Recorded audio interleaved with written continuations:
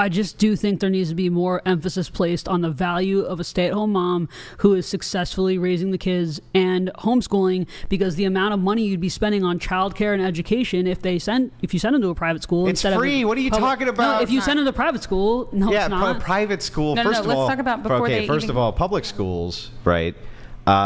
You put them on a school bus. If you're under the income threshold, they get a free lunch. They get free breakfast in many of them. They get free extracurricular activities. You have to get them some backpacks and shit. Low-income people, almost everything is subsidized for them when it comes to schooling. Almost everything. Well, public schooling isn't really free because your taxes are paying for it, and you're costing them the rest of their life and being indoctrinated. Let her finish. Yeah, okay. It's just a matter of what you value more. Do you value having a wife who's going to be at home and be a stay-at-home mom and homeschool them and give you that better education? I just think there needs to be more emphasis placed on that, because I knew growing up a lot of us didn't value those moms that were stay-at-home moms, and that's a fallacy. Like, most low-income people, first of all, don't pay property taxes. Okay, they may be affected by them, but they don't pay them because they don't own property. Okay, poor people don't own property. They're not paying property taxes. When the levies get passed, they're getting passed by people who don't own property because they're outnumbering the property owners. Okay, that's one. Two, all of them, if they're under the income threshold, it's all free, and the lunches are free. Everything is completely subsidized for them. What totally about the subsidized. first 5 years of their life before they go to school? Because daycare is not free, even if you're low income. Them, and you're at home. What are you homeschooling them to do at 5? Watch Sesame Street? What do you mean? My kids are already, well, my oldest, my 3-year-old is already preschool ready, because you do Montessori type homeschooling. You can absolutely preschool them at young ages. No, it's not. Yeah, what's preschool? What do you mean? Yeah, what do you learn to do preschool? How to lick glue? My 3-year-old knows all his letters and the sounds of each. He knows phonics. He knows how to count. He knows. Your 3-year-old can't read. No, but he knows phonics. Yeah, because he probably watches a show where he memorized A, B, C, D, E, F, G all day. Definitely You're not teaching a 3-year-old massive skills. Yes, I am. Their entire. Do I not? Our kids are. I literally lesson plan for them. Mm-hmm. Their room is a preschool. Great. But that's not the point. The point is the first 5 years you do have to pay for daycare, and it costs more. No, not if you have a stay-at-home wife. Exactly. Yeah. That's the point she's making. What's the point? That's the benefit, and you're trying to say, well, school's free. It's not. No, that's a gift to her. She gets to stay home with them the first 5 years. And it's a gift to him as well. No, that's not a gift to him. He doesn't have to pay for daycare. Wait, okay, let's back up. Okay, do you think that if the roles could be reversed, right? Like, let's say the average man, okay, a woman was like, okay, you know what? I'm gonna go and work my fucking ass off every day so that you can stay home with the kids. Do you think that that's a better or worse deal for them? Actual deal. I would be happy, like, to do one or the other. I don't care which one. I don't want to do both anymore. Better or worse deal for him? For him? Yeah, he doesn't have to work. That's right. But it's also good so for hang her on, so it's a better deal for you because you don't have to work. No, why don't you want to do it then? I think the point is that it's equally beneficial, and that it's not equally beneficial. I think it is, and I think that whoever the stay-at-home partner is who's investing in the kids often goes underappreciated, which I think is her point. And that's what she's trying to bring awareness to. No, I don't think they're underappreciated. I think that there's an overemphasis put on them over the working father. And that the truth is that the working father is the one who enables all this to begin with and is giving the greatest gift in the world to a mother, which is those first 5 years, you know they're not coming back. You never get them again. You already miss your 3-year-old. You miss when they were 1, and you're already thinking about all the shit that they did at 1 that you miss. Oh, I miss when they did that. I miss when they did this. Now they're getting so big. You had the great gift of being there for that entire spread of time. Yes. And it's like, what does he get? Nothing. To save money. He get not really. By the way, if he is under a certain threshold, right? You get all sorts of subsidies for daycare too. No. Listen, I am a single mom and I don't get shit. Well, you could be over the income threshold. No, and it could be. I'm literally not. Do you realize that this is based around where you live as well? Okay, but then you can't make a generalized statement when the benefits that people think exist are not there for single moms or single parents in general, or even come on, you get EBT, you get WIC, you get all kinds of shit. I did not get working. I got denied for WIC. I got denied for TANF. Because you were over the income threshold? I don't know why the hell I was denied, because I'm not. Okay, but anyway, but you weren't supposed to be, is the point. And so it's like, look, subsidies, you're subsidized to all get out. Okay, if you're single and you have kids, you get all sorts of subsidies. Okay. The man is, again, giving you gift, allowing you to stay at home. Well, no one is disputing that. Yeah, they Andrew. are. No, I'm not. In this room, is anybody? I think at this table we all agree. You're saying there needs to be more of an emphasis put on her. No, I think that, well, sure, men should be appreciated for working more, and honestly, especially, and I can even admit this with my marriage. I didn't always have a great appreciation or even understanding for how much work my ex-husband was putting in. Bet you do now. Yeah, no, I definitely do, and I can own that. However, I think both parties should be appreciated, and maybe neither are, but we can talk about both, and we don't have to deny one to appreciate the other. There's no denial. Okay, yeah, you did. No, it's not a denial. Listen, it's not a denial of there's value here. In fact, I made specifically sure to clarify and say, I didn't say it's not valuable. I said it's not as valuable. I feel like in the economy that's subjective. Yeah, I don't think it's subjective. I think that let me just ask you this. Let me just ask you this then, right? If you had the luxury of being able to stay at home, because you haven't been able to, right, with your kids. Right? Would you? Yeah. In a second?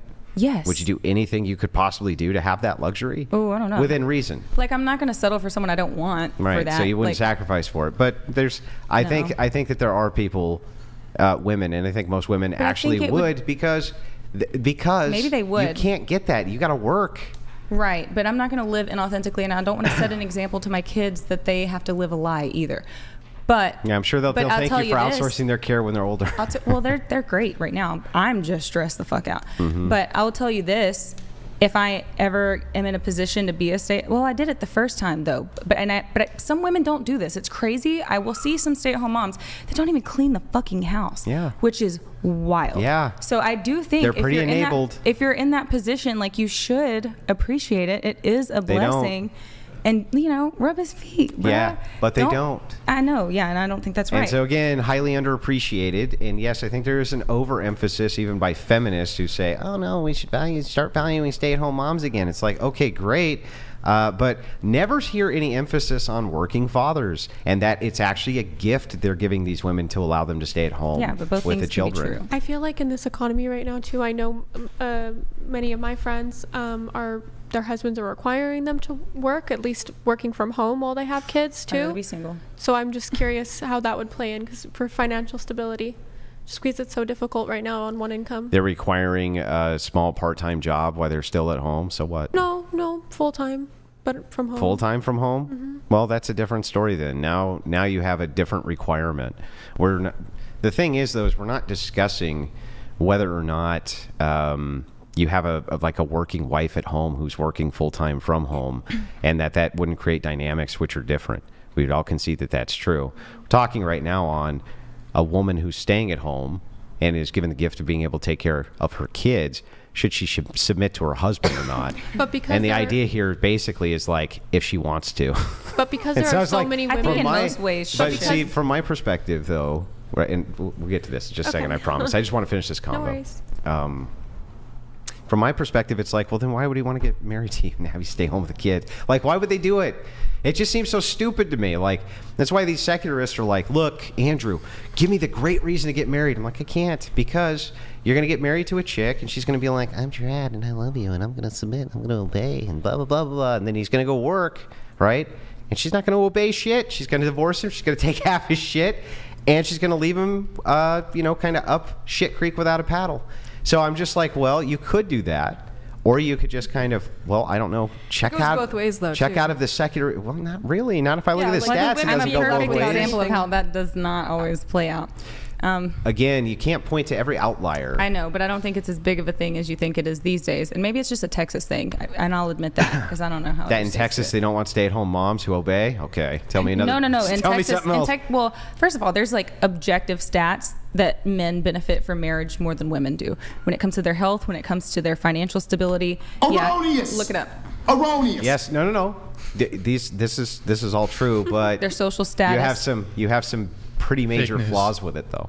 And, okay, and let me start with the first one, which is, men they earn more money when they're married. Yeah, because they have to. Right. Okay. So what they end up having to do is work longer hours, right, instead of shorter hours. And because they work longer hours, they're at work more, so they do less high-risk behavior than when they work shorter hours and they're having a ton of fun. Okay. So if you were to ask... Does that change the benefit, though? Yeah, but I'm not sure what's the benefit here. That they have a longer life. They have better health. Hang on. That men take slightly more risk because they work less hours and are having way more fun, or they can't afford to take slightly more risk because they have to pick up way more hours at work to take care of other people who aren't them. You tell me. It's not the only variable, but I think having a long life and better health and more money, and maybe we can argue the money part. Well, first of all, and by the way, you're not including the religious stats here, and that the number one correlate between happiness and marriage is religion and how religious you are.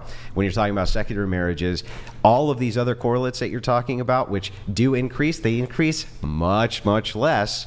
And it seems to me, again, that, you can take less risk. You can take less risk and work way more hours so that you can support the family, or you can work way less and take more risk. But in any given scenario, we can add a million variables to go off course. The point is, there are benefits to marriage. There are objective benefits to marriage for men that outweigh those to women. In some groups. For some men in some groups. It's just well documented. And yes, and I'm giving you the well-documented parts. Okay. Because I picked these studies apart. So there's those benefits. It's also a benefit to not have to do the cooking, to not have to do the cleaning, to not have to worry about running all the errands. You get a fucking maid. What are you talking about? You have to pay for it. You know how cheap it is to have a maid versus a stay-at-home mom? Not really, because I'm a residential cleaner, and I cost a lot of money. How much do you cost? $200 a week? No. What? To come into one house and clean one house? Is way different than that. No, I never charge less than like $40 an hour. Okay, so how long does it take you to do your cleaning? 4 hours? It depends on what kind of cleaning it is, but we're not just talking about cleaning. We're talking about errands. We're talking about childcare. Okay, hang on. We're talking about cooking. We're talking about meal planning. Back up. Great. Meal planning, you can get all of your meals online planned and literally shipped to you now. Ew, that's one. How many people do, though? That's gross. Tons, especially bodybuilders. But the second thing is, it's like, it's not really fucking hard to cook. Super easy, especially if you're just cooking for you. Especially if you're just cooking for you. And then the third thing is like, no, maids are not expensive to come in and clean your house. I'm sorry. I have one professionally come in and clean my house once a month. It's not very much money. Not very much money. It takes them 4 hours. They're out. And they do a really good job. So it's like, it's not very expensive. So, hold on. You have a wife? Does she work? Well, yeah, she does now. Okay. Yeah, slightly. Did you have a maid when she didn't? No, of course not. Okay. The only reason I have a maid is because they do a deep clean. Deep detail clean. Okay. What does your wife do? I'm just curious. She's an author. Oh, okay. Yeah. Yep. Well, I'm curious, though, harkening back to earlier when you were talking about obedience, when you have a husband that in this economy is requiring his wife to also work full-time from home, how would that play into, how much say she should have in their children and in just household in general? Hang on, repeat that because I want to make sure I get it. So when you have a situation where the wife is being required to work by her husband because it's financially more stable in this economy, how would that come in being more submissive, the woman, when she's working, equal hours? Yeah, so the idea here generally, I would think that you'd want the idea to be working around the children, right? And so this idea is supposed to be temporary. I think if you have temporary work, like we're in a bind or we need X or whatever, that, okay, you're making the sacrifice for a year or two, but he's still going to be out there working for the whole life, right? So it's like, sure, you can make some temporary sacrifices, but I'm not really sure, again, how that's more valuable than what he's doing. I don't think anybody's saying it's more. I just think you're saying that it should be noticed, and I don't think that it is very much. Or like the level of input that the woman has in the relationship should maybe increase depending on if she's doing equal amount of work. Yeah, no, I still don't. I still think that it should be stuck under the patriarchate. But here's the thing. Let me create a differential here. The first differential is, under a secularist form, I don't give a shit, right? Like, I literally don't care. If you're a secularist, I can't even make an argument for why you should do anything, to be honest with you. But if you're in a Christian marriage, yeah, she still has to submit, she still has to obey. Like, I'm sorry, but that is Christianity. You still have to submit, you still have to obey, even if you're working. Now, if you're a secularist, you want me to give you a secular argument? Sure. Be equal. Be equal with that chick and do equal stuff and give her equal access to your bank account. Do whatever you want to do. But, yeah, that's not going to fly in a Christian marriage. No, I definitely agree, because most of the time when the woman does have to put in work in a marriage, specifically biblical marriage, it's usually just temporary. It's not a forever thing. It's just certain circumstance.